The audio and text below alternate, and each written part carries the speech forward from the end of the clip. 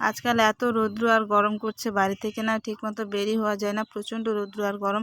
এক সকাল আর সন্ধ্যাবেলা ছাড়া তো বের হওয়া যায় না, সারাদিন মনে হয় যে ঘরে ঢুকে থাকবো। আর ঘরেও যে থাকবো, ঘরেও খুব গরম। তো মায়ের সঙ্গে গেছিলাম একটু ব্যাংকে, মা আর আমি। মা টাকা তুলতে গেছিলো, তো মা বলছিল যে আমার সঙ্গে একটু যেতে, মায়ের সঙ্গে শুধু গেছিলাম।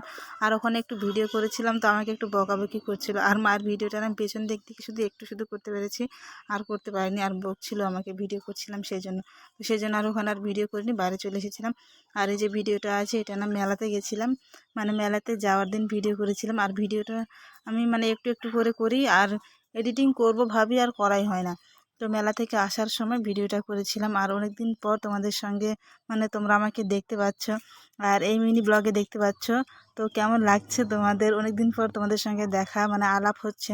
তো অবশ্যই কমেন্টে জানাবে। আর ভিডিও আমি কাল পরশু থেকে দেওয়ার চেষ্টা করব। তো এতটুকু